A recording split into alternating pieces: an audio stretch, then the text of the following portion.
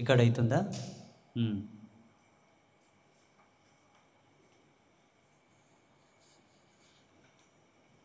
రేపటి గురు పౌర్ణిమ సందర్భంగా చిన్న విషయ సూచిక. ఈ నెల 10వ తారీఖు గురువారం రోజు గురు పౌర్ణిమ. మనందరి అదృష్టం. వారాలలో గురువారం వచ్చింది. గురువారం గురువులకు చెందిన వారంగా మనం తీసుకున్నాం. పీఠంలో సర్వసామాన్యంగానే గురు పౌర్ణమి వేడుకలు జరుగుతాయి. ఎక్కువ ఆర్భాటమైనటువంటి వేడుక ఏమి ఉండదు. ఆ రోజు ఉదయం నుంచి సాయంత్రం వరకు ఎవరైనా వచ్చి అమ్మవారిని దర్శించుకోవచ్చు. ఈ క్షేత్రాధిపతిగా గురుస్థానాన్ని దత్తాత్రేయునికి ఇచ్చాము. దత్తాత్రేయ భగవానుని కూడా దర్శించుకోవచ్చు. క్షేత్రంలో విగ్రహ రూపేణ కనబరడు. ఆ రోజు ఈ క్షేత్రంలో ఉండేటటువంటి జీవరాశుల్లో, వృక్షాల్లో, అందులోనే అమ్మవారిలో కూడా దత్తాత్రేయుని యొక్క కళ కనబడుతుంది చూసేవాళ్ళకు. శివ శివ శివ బలివలికింది. అమ్మవారిలో దత్తాత్రేయుని యొక్క కళ, ఆ తేజస్సు, ఆ అంశ అనేది కనబడుతుంది. ఈ క్షేత్రంలో ప్రత్యక్షంగా నడయాడుతున్నటువంటి స్వామివారిని ఆయనలా భావించే మనసున్న వాళ్ళలో కూడా ఆ కళ ప్రకటితమవుతుంది. అంటే ఆ మనసు ఉండాలి.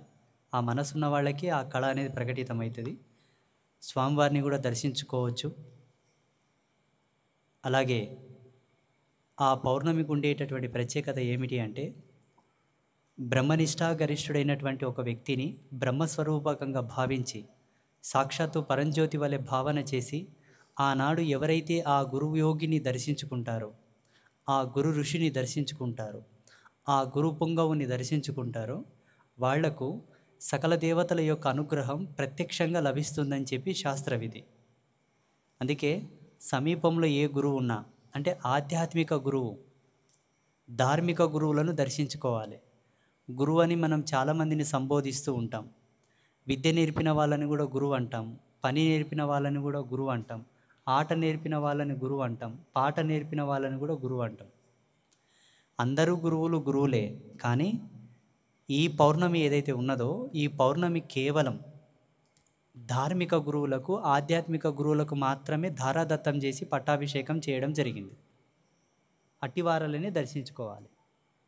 మీకు సమీపంలో ఏ ధార్మిక గురువు ఉన్నా, ఏ ఆధ్యాత్మిక పుణ్యపురుషుడున్నా, ఏ యోగి ఉన్నా, ఏ ఋషి ఉన్నా, ఏ సాధువు ఉన్నా, ఒక అఘోరి ఉన్నా కూడా, ఒక నాగసాధువు ఉన్నా, ఒక మంత్రజ్ఞుడున్నా, ఒక తంత్రజ్ఞుడున్నా, ఒక మఠాధిపతి ఉన్నా, పీఠాధిపతి ఉన్నా, ఉదయ సంధ్యలో శుచిగా స్నానం చేసుకొని ఇళ్ళన్నీ పవిత్రంగా తోరణములతో, పుష్పములతో అలంకరించుకొని, గుమ్మాని కొబ్బరికాయ కొట్టి, మీ ఇంట్లో కిచెన్లో పాలు పొంగించుకొని, భగవంతునికి ధూపదీప నైవేద్యాలు సమర్పించి దండం పెట్టుకొని, మీకు సమీపవాసి అయినటువంటి యోగిని దర్శించుకొని అతని చేత శుభమని ఆశీర్వాదం తీసుకొని ఇంటికి వచ్చేసేయండి. ఇంకొక ముఖ్యమైన ఘట్టం ఏమిటంటే, భగవంతునికి మనం ఏది చేసినను దానికి కొన్ని ప్రమాణాలు, కొన్ని ప్రత్యక్షమైన నిదర్శనాలు ఉంటాయి.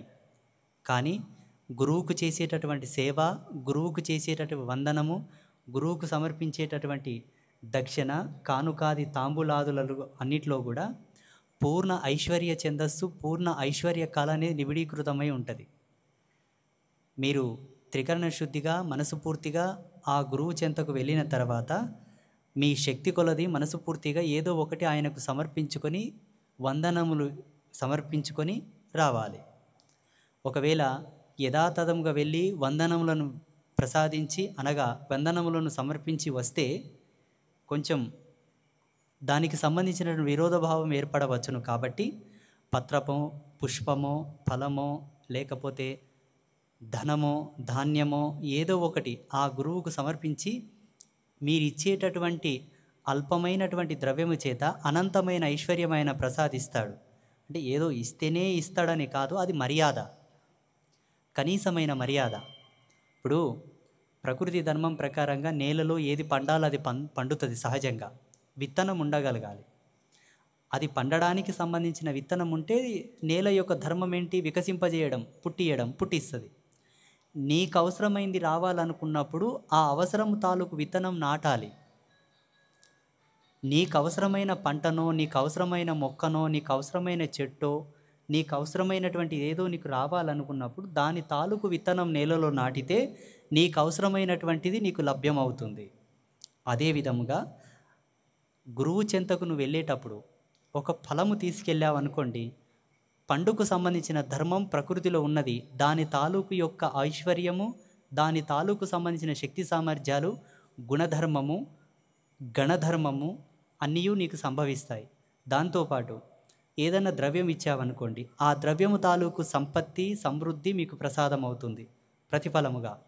అందుకే పెద్దలు ఒక మాట అంటారు, గురువు చెంతకు, తల్లి చెంతకు, గోవు చెంతకు ఉట్టి చేతులతో పోకూడదట. ఏదైనా తీసుకెళ్ళి వాళ్ళకి ఇచ్చి దండం పెట్టుకొని రావాలి. ఓ పువ్వో, తాంబూలమో, పండో, కాయో ఏదో ఒకటి. ఇది ఆ రోజు మీరు వెళ్ళే క్రమం లోపల దీన్ని ఉంచుకోండి.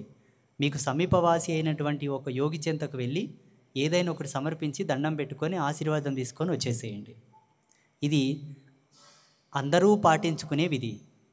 అంబాత్రయ క్షేత్రానికి వచ్చేవాళ్ళు ఎవరైనా కూడా బాగా డబ్బులు పట్టుకొని రండి, ఒక మూట.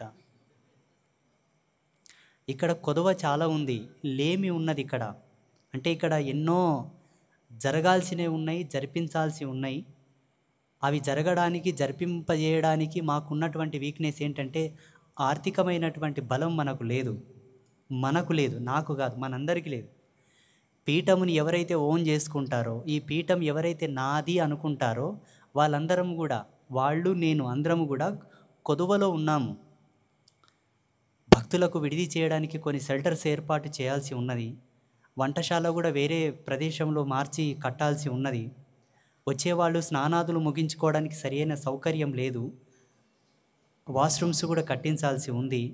ఇంకా చాలా వసతులు ఉన్నాయి. కాబట్టి గురు పౌర్ణమి రోజు ఎవరైతే పీఠానికి వచ్చేవాళ్ళు జగ్గి డబ్బులు ఇస్తారో, బాగా ఎక్కువ మొత్తంలో డబ్బులు ఇస్తారో వాళ్ళకు ప్రత్యేకంగా ఆశీర్వాదం ఇస్తాను. నాకు ఆధ్యాత్మిక జ్ఞానం వచ్చినప్పటి నుండి ఇప్పటి వరకు నేను గురుపదేశం పొందకన్నా ముందు నుంచే ధార్మిక చింతన ఉంది నా లోపల. కానీ దానికి సరియగు దిశానిర్దేశకం లేకపోయింది. ఎప్పుడైతే మా గురువరేణ్యులు నాకు తారసపడ్డారో అప్పటి నుంచి నా ధార్మిక జ్ఞానమునకు ఒక మలుపు ఏర్పడింది, ఒక టర్నింగ్ పాయింట్ అనేది యాడ్ అయిందనమాట. అప్పటి నుండి ఇప్పటి వరకు అనునిత్యం నేను ఆత్మ విజ్ఞాన పూర్ణమైనటువంటి భగవత్ చింతన చేస్తాను. మళ్ళీ తపస్సు వేరు, నా తపస్సు వేరు, అనుష్ఠానం వేరు, దైనందిన ఉపాసన వేరు, నేను చేసే చింతన వేరు. మూడు రకాలుగా ఉంటాయి. నేను ఏ పద్ధతితో గడిచినటువంటి దైవశక్తిని, ఏ వంకతో నేను దైవశక్తిని గడిస్తానో, చూపు చేత, మాట చేత, నడవడిక చేత, నేను దర్శించే దర్శనము చేత, నేను చేసే సేవల చేత, నేను కొలిచేటటువంటి భగవత్ ఆరాధన, అర్చన కైంకర్యాదుల చేత ఏ వంకతో నేను దైవశక్తిని డిపాజిట్ చేసుకుంటానో, నాలో నివిడీకృతమైనటువంటి దైవశక్తిని గురు పౌర్ణిమ రోజు ఎవరైతే జగ్గి డబ్బులు తెస్తారో వాళ్ళకు ధారపోస్తాను. జగ్గి ఇన్ని తీసుకురావాలి. ఇట్లా డబ్బులు తెచ్చి ఇచ్చిన వాళ్ళకు నా సమస్త దైవశక్తిని, నా తపస్సును వాళ్ళకు ధారపోస్తాను. అంటే చెప్పేదాని లోపల ఏమున్నది మీకు అర్థం కాదు, చెప్పేదాని లోపల ఎంత హార్ట్ఫుల్ పెయిన్ ఉన్నదో నాకు తెలుసు. ఇక్కడ వర్షం వస్తే వచ్చిన భక్తుల పరిస్థితి ఏంది, అలాగే ఆలయం మొత్తం రాత్రి కాగానే చాపలేసుకొని అందరు పడుకొని ఉంటారు. చూడండి, పరిపూర్ణ విజ్ఞాన సమన్వితమైనటువంటి ధర్మాన్ని అనుసరించి, వైదిక ఆగమాదులను అనుసరించి ఎక్కడైతే భగవత్ ప్రతిష్ఠ జరుగుతుంటుందో, ఎక్కడైతే భగవత్ ప్రతిష్ఠ జరిగి ఉంటుందో ఆ ప్రదేశంలో సత్యమైనటువంటి దైవ వికాసమై ఉంటుందో ఆ ప్రదేశంలో అరగంట కంటే ఎక్కువ ఉండకూడదు. ఏ క్షణము ఏమి జరుగునో చెప్పడానికి రాదు. ఆ ప్రదేశమునందు గనక అపాన వాయువును వదిలితే అది మహాపాపం. ఒకవేళ మలమూత్రాదులు విసర్జించి ఆ ప్రదేశమునందు గనక మనం గడిపితే అందువలన వచ్చేటటువంటి దోషభూయిష్టం మనం లెక్కగట్టలేము. ఒకవేళ ఆ ప్రదేశంలో ఎవరైనా ఆయువు తీరి మరణించారనుకోండి, ఆలయ ధర్మమునకు ఎంత భంగపాటు ఉంటుందో మీకు తెలియదు. మళ్ళీ దాన్ని శుద్ధి చేయాలంటే 100 సంవత్సరాలు తపస్సు చేసినంత శ్రమ. అందుకే ఏ ఆలయంలో కూడా ఎక్కువ శాతం నిలబెట్టరు. పదండి పదండి పదండి పదండి పదండి పదండి పదండి అంటే అక్కడ క్రౌడ్ ఎక్కువ ఉందని మిమ్మల్ని గదమరు. అక్కడ మీరు నిలబడితే ఏదో జరిగిపోతుందని గదమరు. ఏమో ఏ క్షణము ఏమి జరుగునో. కొంతమంది ఆడవాళ్లకు శారీరక దౌర్బల్యము చేత ఎప్పుడైనాను వాళ్ళకు కొంచెం మాసిక ధర్మం రావచ్చును. ఇకపోతే కొంతమంది పురుషులకు కూడా శారీరక నియంత్రణ లేకపోవడం వల్ల కొన్ని లోటుపాట్లు జరుగుతూ ఉంటాయి. ఇంకొక విషయం, అట్టి ప్రదేశమునందు తుమ్ము రావడం కూడా దోషమే. తుమ్మడం కూడా దోషమే, మీకు తెలియదు. ఇదంతా కూడా జీరో మైనస్ మైనస్ మైనస్ సీక్వెన్సిబుల్ ఆరా లెవెల్స్ని, అలాగే zero sum lakh 1000 minus capacity లెవెల్స్లో ఉండేటటువంటి మైక్రోబయాలజీ సిస్టమ్ని అనుసరించి చెప్తున్నాను నేను. ఇది ఒక ఆపరేషన్ థియేటర్లో ఎంత ధర్మాన్ని పాటిస్తారో డాక్టర్లు, ఒక ల్యాబ్లో ఏ విధమైనటువంటి ఫార్మాసిస్ట్ని అవలంబిస్తారో, దేవాలయం అంతకన్నా 1,000,000 రెట్లు చాలా గొప్పది. దేవాలయం అందుకన్నా చాలా గొప్పది. అక్కడ ఎంత శాస్త్ర విజ్ఞానాన్ని, శాస్త్ర న్యూన్యతను పాటించాలో మీకు తెలియదు. అందుకే ఆలయం చుట్టూర్త చాపలేసుకొని పడుకుంటారు. లేకనే మనకే ఒక సపరేట్ షెల్టర్ ఉంటే, ప్రత్యేకమైన విడిది ఉంటే ఆలయంలో ఎవరిని పడుకోనివ్వము.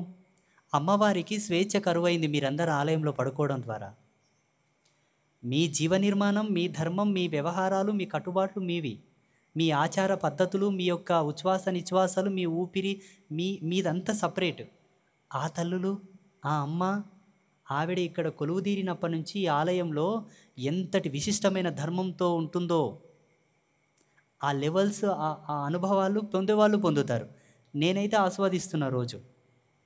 ఇవన్నీ ఇక్కడ ఉండే మైనస్లు కాబట్టి ఇవన్నీ ఫుల్ఫిల్ చేయాలంటే డబ్బులు కావాలి. డబ్బులు కావాలంటే అనంతమైనటువంటి దైవీ శక్తి మాతో ఉన్నప్పటికీ, మానవుని యొక్క శక్తి సామర్థ్యాల కన్నా 1,000,000 రెట్లు అద్భుతమైనటువంటి, అతీతమైనటువంటి సూపర్ న్యాచురల్ పవర్స్ మాతో ఉన్నప్పటికీ, ఇంత తపస్సు సంపాదించిన మాకు ఒక శాపం కూడా ఉంది. కాంతను కనకమును నోరు తెరిచి కోరామనుకోండి, మా తపస్సు అంతా కూడా బూడిదలో పోసిన పన్నీర్ అయిపోతుంది. యోగి సంపాదించిన ధనము చేత ధర్మకార్యములు చేయకూడదు. వాడు చేయదలిస్తే లోక కళ్యాణమే, అది కూడా వాక్కు చేత. ప్రవచించి లోక కళ్యాణము చేయవలే. అందుకే వాచక ధర్మాన్ని అనుసరించి వీడియోల్లో మాట్లాడతాం, ధర్మజ్ఞానాన్ని బోధిస్తాం. అంతవరకు మేము చేయాలి. మేము స్వతంత్రంగా పనిచేసి, ఒక పార పని, మేస్త్రి పని చేసి, ఏదో ఒక వర్క్ చేసి, ఆ ఉపాధి ధర్మము చేత పొందిన ధనము చేత సన్యాసి ఆలయ ధర్మంలో ఏమీ వినియోగించకూడదు. అంటే ఒళ్ళొంచి చేసిన కష్టము చేత మేమేమి చేయకూడదు. కేవలం బ్రహ్మ విద్వత్తు చేత మేము ఏదైనాను సంపాదించవలే, అనగా జ్ఞానము చేత. ఈ కపాలమంతయు బ్రహ్మ నిలయం, ఇది బ్రహ్మస్థానం. మస్తిష్కమంతయు బ్రహ్మ నిలయం. దీని ద్వారా ఉత్పాదికమయ్యేటేంటి? దీని ద్వారా చేసే శ్రమ ఏంటి? ప్రవచనాలు, ధార్మిక జ్ఞానం, మంచి చెడులు చెప్పడమే దీనికి సంబంధించిన పని. ఇలా వాచించి ప్రవచించి సంపాదించినటువంటి ధనము, అనగా నేను చెప్పినటువంటి మాట, నా వాక్యము నచ్చిన వాళ్ళు నాకు ఇచ్చేటటువంటి 5, 10, దాని చేత నేను ఏదన్నా ధర్మకార్యాలు, పుణ్యకార్యాలు, ఆలయ అభివృద్ధి నేను చేయాలి. శారీరక శ్రమతో నేను సంపాదించింది ఏది కూడా ఆలయ అభివృద్ధికి వాడకూడదు. అది సన్యాసులకు ఉండేటటువంటి నియమం, అలాగే తాపసులకు ఉండేటటువంటి శాపం. ఎన్నో మూలాలున్నాయి, ఎన్నో లోటుపాట్లున్నాయి, ఎన్నో లోతులున్నాయి. కాబట్టి గురు పౌర్ణిమ రోజు ఎవరైనా పీఠానికి జగ్గి డబ్బులు తెస్తే, నా తపస్సులో ఎంత ఆ కుటుంబానికి అవసరం అంత తపశక్తి నేను ధారబోస్తాను. ఆ కుటుంబాన్ని నా కనుసైగల్లో ఉంచుకొని చల్లగా కాపాడుతాను. అంటే డబ్బులు ఇచ్చేటోళ్ళకే తపస్సు ఇస్తావా, ఇయ్యనోళ్ళకి ఇయ్యవా అని అనకండి మళ్ళా దయచేసి. అందరికీ ఇస్తానయ్యా, అందరికీ ఇస్తా. ఇప్పుడు ఒక బాటిల్లో కాశీనగరమునకు వెళ్ళి విశ్వనాథుని దర్శించుకొని, ఆ విశ్వనాథుని యొక్క పాద పద్మములను ప్రతినిత్యము కడిగేటటువంటి గంగా భవాని యొక్క జలమును ఒక బాటిల్లో తీసుకొని ఇంటికి వచ్చాం. ఒక బకెట్లో పోసాం. ఆ బకెట్లో వచ్చి ఒక పంది మూతి పెట్టింది. తెచ్చింది గంగాజలమే, వచ్చి ఒక పంది మూతి పెట్టిన తర్వాత ఆ గంగాజలం శుద్ధిగా ఉన్నట్ట అశుద్ధిగా ఉన్నట్ట? అశుద్ధిగా అయినట్టు. ఆ జలము ఎంత పవిత్రంగా నువ్వు తెచ్చినను వచ్చి పంది మూతి పెట్టగానే అది అశుద్ధి అని భావించి దాన్ని మనం వాడం. అటువంటప్పుడు అదే కాశీనగరం నందు రోజుకు 100 పందులు మూతులు పెడుతున్నాయి కదా గంగలో. అదే కాశీనగరం నందు అదే గంగా జలములో పారుతున్న గంగా ప్రవాహం లోపల పందులు, కుక్కలు, శవాలు, మలము, మూత్రము అన్నీ కలుస్తాయి. మరి అదెందుకు శుద్ధి, ఇదెందుకు అశుద్ధి? అక్కడ మనం ఏ శుద్ధిని చూడం, ఏ అశుద్ధిని చూడం. అక్కడ పందులు మూతిపెట్టినా విసర్జించినా ఏం చేసినా అక్కడ ఉండేటటువంటి పవిత్రంగానే భావించి ఆ పవిత్రతను అనే భావన చేత మనం స్నానం చేసుకొని తర్పణాలు వదిలి జపము తపము చేసుకొని సూర్య నమస్కారాలు చేసుకొని సంధ్యావందనాది క్రియలు చేసుకొని దండం పెట్టుకొని వచ్చేస్తాం. మరి ఇక్కడ వచ్చి పంది మూతి పెట్టిందని దీని ఎందుకు అశుద్ధిగా మనం భావించాలి? అక్కడున్నది గంగా, ఇక్కడున్నది గంగా జలమును తెచ్చావు. నువ్వు జలమును తెచ్చావు కాబట్టి విడిపోయింది. విడిపోవడం వల్ల ఇది గంగా జలము. అక్కడున్నది గంగా, పూర్ణ గంగా. అక్కడున్నది పూర్ణం, ఇక్కడ విడిపోయింది. ఒక భాగాన్ని నువ్వు తెచ్చుకున్నావు, అందుకే తెచ్చిన జలము అశుద్ధి అయింది. అక్కడున్నది పూర్ణ గంగ కాబట్టి అందులో ఎంత అశుద్ధి ఉన్నా శుద్ధిగానే లెక్క. ఇది ఎలాగో గురువు ధనమిచ్చిన వాడికి అధిక తపస్సును ఇవ్వవచ్చును, ఆయనకు సంబంధించింది అది. అది అద్వితీయమైనటువంటిది, ఎన్నటికి తరగనిది, అరగనిది. తాను వాళ్ళకిచ్చేటటువంటి ధర్మంలో ఎంత తపస్సు కావాలో అంత తపస్సిస్తాడు, మీకు కూడా ఇస్తాడు. డబ్బిచ్చిన వాళ్ళకి ఏ విధంగా అయితే జగ్గి తపస్సు ధారబోస్తా అంటావో అదే తపస్సు ఇవ్వనోళ్ళకి కూడా ఇవ్వచ్చు కదంటే ఇస్తా, నీకెందుకు ఇస్తా. కానీ ఆలయాన్ని అభివృద్ధి చేయడానికి, ప్రశ్నించిన నీకును వసతి కలగడానికి, ప్రశ్నించిన నీవును విడిది చేయడానికి, ప్రశ్నించిన నీవును భోజనం చేయడానికి, ప్రశ్నించిన నీవు కూడా స్నానం చేసుకొని శుచిగా అమ్మను దర్శించుకోవడానికి వసతి కల్పించిన దేవుడు వాడు. డబ్బు తెచ్చిన వ్యక్తి శ్రీ వెంకటేశ్వర స్వామికి అప్పిచ్చిన వాడు కుబేరుడైతే ఈ పీఠానికి ధనమిచ్చేవాడు కూడా కుబేరుడే. ఇప్పుడు నేను క్వాంటిటీ కూడా చెప్పాను, ఇన్ని డబ్బులు తెమ్మన్నాను. ఇన్ని డబ్బులు తెచ్చేవాడు సంపన్నుడు అయితేనే తెస్తాడు కదండి, పేదవాళ్ళు అయితే తేలేరు కదా. పోనీ మధ్యతరగతి కుటుంబీకులైనను ఇన్ని తెస్తారు, ఒక కట్ట తెస్తారు. అది 10,000 కట్టనో, 10 రూపాయల కట్టనో, 20 రూపాయల కట్టనో, 500 కట్టనో, 200 కట్టనో, 100 కట్టనో, ఇంత కట్ట తెస్తారు.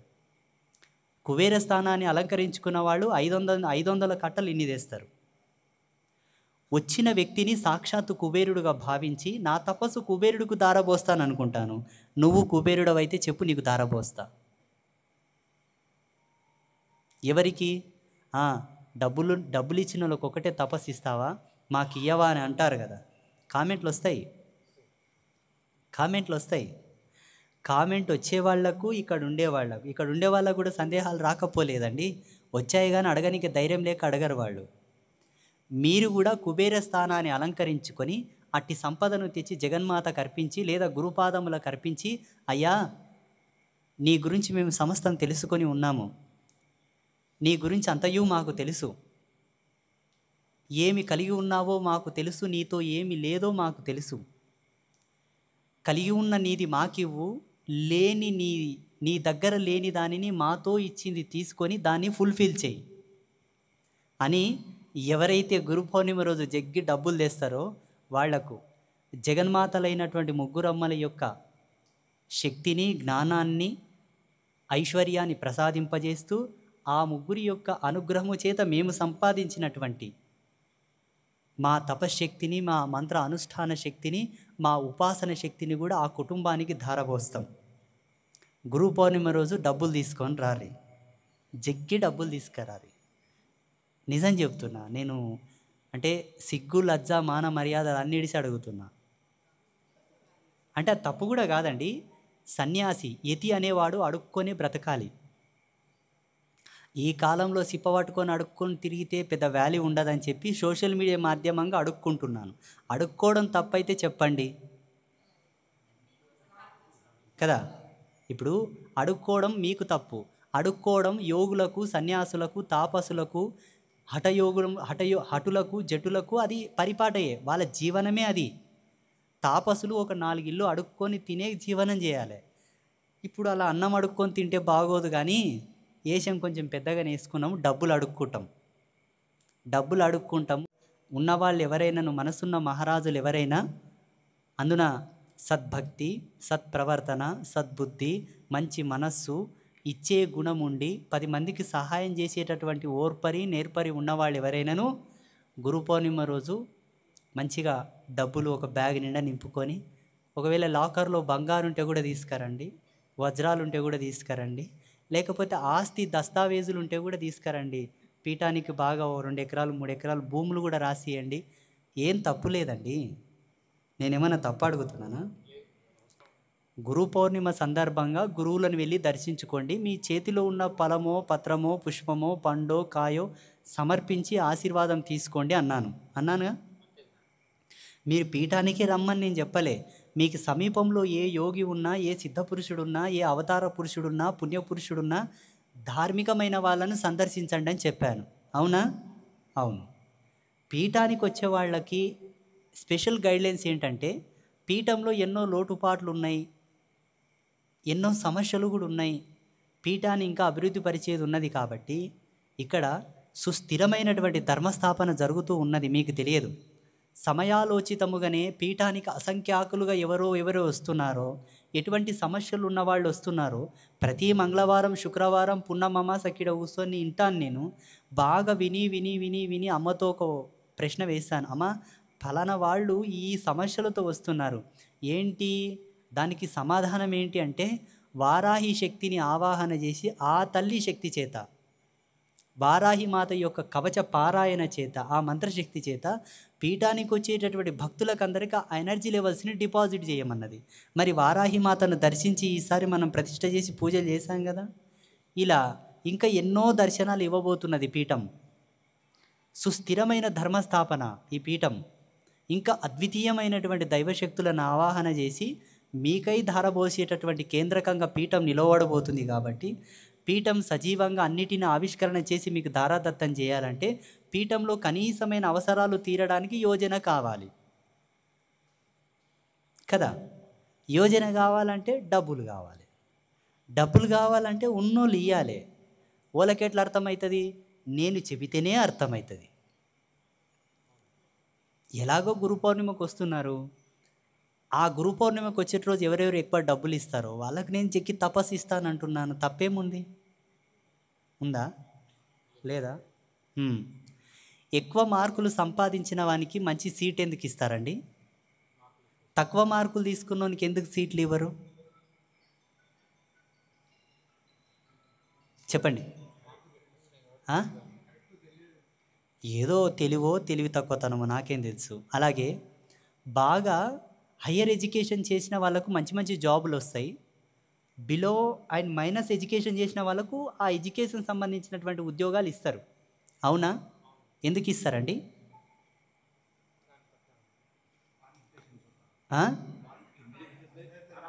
క్వాలిఫికేషనో, అర్హతనో, ఉత్తీర్ణతనో, ప్రావీణ్యమో, ప్రతిభనో, గొప్పతనమో నాకు తెలియదు.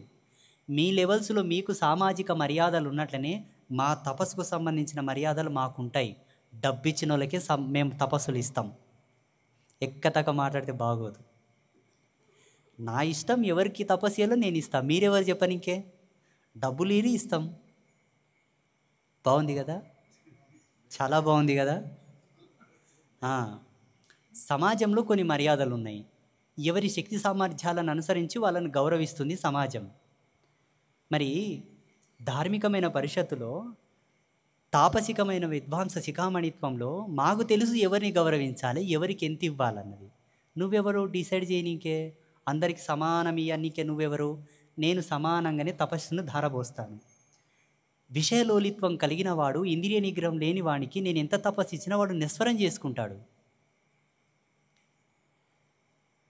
ఒక భక్తుడు వస్తాడు, కడు పేదవాడు, కటిక దరిద్రుడు. ఆయనకు తుటికాలమునందే అష్టలక్ష్ములను ఆయన ఆధీనం నేను చేయగలను. వాడు నియంత్రించుకోగలడా? చేసుకోలేడండి. నిజంగా చేసుకోడు. మీకు తెలియదు. ఎలా? ఆల్టో కారు నడిపిన వాడు ఉంటాడు. సడన్గా తీసుకెళ్ళి BMW కారు నడపమంటే నడుపుతాడా? ఆల్టో కార్ సిస్టమ్ వేరండి. BMW కారులో కొంచెం సిస్టమ్ వేరు ఉంటుంది. పోనీ వాడు తెలివిమంతుడు గురుదేవా, వానికి మంచి టాలెంట్ ఉంది, వాడు నడపగలడు, సమర్థుడే అనుకుందాం. ఎంత సమర్థుడైనను కొంత కంగారు ఉంటుందండి. ఆ కంగారు వలన ఆయన చేయలేని తప్పులు కూడా చేస్తాడు. వానికి ఏ కంగారు లేదు, వానికి మంచి శాంతత ఉన్నది, వాడు ఏ కంగారు పడడు, వాడు తప్పు చేయడు అనుకుంటే సరే. ఇన్ని విషయములుగా వారిని సమర్థిస్తున్నావు కాబట్టి నీ సమర్థతకు నేను అంగీకరించి వాడికి కూడా సమానమైన తపస్సు నేను ఇస్తాను. ఇవ్వడంలో నాకు అభ్యంతరం లేదు. పుచ్చుకోవడంలో వాడు నాకేమి ఇచ్చినట్టు ఎందుకు ఇవ్వాలి? ఏమి ఇవ్వలేదు ఊకని ఇచ్చి పంపుదామంటావా? భగవంతుడు ఒప్పడయ్యా. దేని ధర్మానికి అది కట్టుబెట్టాలని ఉన్నది కాలధర్మంలో. అందుకే అంటున్నా, ఎవరికి ఎంత ఇవ్వాలో అంత నేను ఇస్తాను. అది మీరు చెప్పాల్సిన అవసరం లేదు. గురు పౌర్ణిమ రోజు ఎవరైతే పీఠానికి వస్తున్నారో, ఎవరెవరైతే ఆ రోజు జగన్మాతలను, ముగ్గురు అమ్మలను దర్శించుకుంటున్నారో, ఆ ముగ్గురు అమ్మల్లో సాక్షాత్తు దత్తాత్రేయ భగవానుడు అగుపిస్తాడు, ఆశీర్వాదం ఇస్తాడు. ఇందులో సందేహం లేదు. అక్కడ ఉండేటటువంటి కాలభైరవ స్వామిలో సాక్షాత్తు దక్షిణామూర్తి అగుపిస్తాడు. అక్కడ అటు ముందుకు కొంత ముందుకు వచ్చిన తర్వాత విజయ చాముండేశ్వరి మాత లోపల హయగ్రీవ భగవానుడు దర్శనమిస్తాడు. ఆ రోజు అందులో వాళ్ళని ఆవాహన చేసి నిలవమని నేను వేడుకుంటాను. తెల్లవారుజామున 3 గంటలకు నా గదిలో ఆల్రెడీ వాళ్ళు వచ్చి ఉంటారు. మీకు రూపకంగా కనబడరండి, కేవలం అనుగ్రహం మాత్రమే మిమ్మల్ని ఆశీర్వదిస్తారు. ఇకపోతే వీళ్ళందరి కళలు కూడా అటు దక్షిణామూర్తి, ఇటు హయగ్రీవుడు, అటు దత్తాత్రేయ భగవానుడు, అలాగే వ్యాసమునీంద్రుని యొక్క ఆశీర్వాదం, సమస్త ఋషిపుంగవుల యొక్క అనుగ్రహం, సర్వయోగుల యొక్క అనుగ్రహం కూడా మీకు పీఠంలో పరిపూర్ణంగా పుష్కలంగా గురు పౌర్ణిమ రోజు లభిస్తుంది. ఎక్కడ లభిస్తుంది? పరాశ్రీ స్వామి గారిని అలా చూడగానే లభిస్తుంది. చూసే మనసు ఉండాలి. మరి పిచ్చి పిచ్చి ప్రశ్నలు వేయకండి. ఒక చండాలుని లోపల సాక్షాత్తు పరమశివుని దర్శించారు శంకర భగవత్పాదుల వారు. ఆ విషయానికి వస్తే నేను కొంచెం బాగానే ఉంటా. మంచిగా బొట్టు పెట్టుకుంటా, శుభ్రమైన వస్త్రాలు కట్టుకుంటా, సాంప్రదాయకమైన మాల వేసుకుంటా, ఋషి పరంపరకు సంబంధించిన సిగ ఉంటుంది, కొంత బాగానే ఉంటా నేను. మరి నాలో చూడడానికి ఏం బాధ? దర్శించగల యోగ్యత ఉంటే అందరూ నాలో అగుపిస్తారు. దర్శించండి, పునీతులు కండి. ఎప్పుడు? గురు పౌర్ణిమ రోజు మాత్రమే, మిగతా రోజులు ఉండరు. తప్పకుండా గురు పౌర్ణిమ వేడుకలను అంగరంగ వైభవంగా మన ధర్మం యొక్క ఖ్యాతి, మన ధర్మం యొక్క గొప్పతనం పగవాడు సైతం చూసి మారి అంత గొప్పగా జరుపుకోవాలి ప్రతి ఒక్కరు. పక్కింటోడు ఎవడైనా ఉంటే, ఇప్పుడు దీపావళి మనం ఎంత గొప్పగా చేసుకుంటాం, మంచిగా దీపాలు పెట్టుకొని పిండి వంటలు చేసుకొని అంగరంగ వైభవంగా చేసుకుంటాం. గురు పౌర్ణమి వేడుకలు మనం జరుపుకుంటుంటే ప్రతి ఒక్కరూ చూసి ఆశ్చర్యపోవాలి. అబ్బా, గురువులకు కూడా ఇంత గొప్ప స్థానం ఇస్తారా సనాతన ధర్మంలో? ఏ ధర్మంలో గురువులకు అంత గొప్పగా స్థానం లేదు, మన దాంట్లో ఉంది. వాళ్ళు కేవలము ఒక ప్రొఫెసింగ్ సిస్టంలో మాత్రమే ఆయనను గౌరవిస్తారు, లావాదేవీల వ్యవహారంలో చూస్తారు. ఇకపోతే కొంత ఓన్గా కూడా వాళ్ళ యొక్క సత్య సంబంధాలలో కూడా చూసుకుంటారు. మన ధర్మంలో అది ఉండదు. మన ధర్మంలో ఏముంటుంది? యతి మర్యాదలు ఉంటాయి, యోగ మర్యాదలు ఉంటాయి, ధర్మ మర్యాదలు ఉంటాయి, తాపసిక మర్యాదలు ఉంటాయి మన దాంట్లో. ఆ మర్యాదలకు అనుకూలంగా మనం గురు పౌర్ణమి వేడుకలు జరుపుకోవాలి. కాబట్టి మీ పిల్లలకు చెప్పండి, మీ కులస్తులకు చెప్పండి, మీ గోత్రజులకు చెప్పండి, మీ బంధువులకు చెప్పండి, మీ రిలేషన్షిప్ ఎంతవరకు ఉంది అంతవరకు ఫోన్లు చేసి చెప్పండి. రేపు గురు పౌర్ణిమ, అందరూ స్నానాలు చేసుకొని దత్తాత్రేయ భగవానుని ఆలయ దర్శనం చేయండి. సమీపంలో ఎవరైనా ధార్మిక గురువులు ఉంటే వెళ్ళి వాళ్ళకు పాదాక్రాంతము చేసి దండం పెట్టుకొని వాళ్ళతో నమస్కారం చేసుకొని వచ్చేసేయండి అని ప్రతి ఒక్కరిని తరలించండి. తండోపతండాలుగా గురువులను వెళ్ళి దర్శించుకుంటుంటే గురువులకు కూడా బలం వస్తుంది, వాళ్ళను కూడా ప్రేరేపించినట్టు అవుతుంది. ధర్మాన్ని కూడా జాగృతం చేసినట్టు అవుతుంది. అందుకే ప్రతి ఒక్కరూ గురు పౌర్ణిమ వేడుకలు చేయాలని చెప్పి ఆదేశిస్తూ శ్రీపీఠానికి కూడా రావాలి, ఆ రోజు అమ్మవార్లను దర్శించుకోవాలి, గురు పౌర్ణిమ వేడుకల్లో కూడా భాగం పంచుకోవాలి. శుభం, స్వస్తి.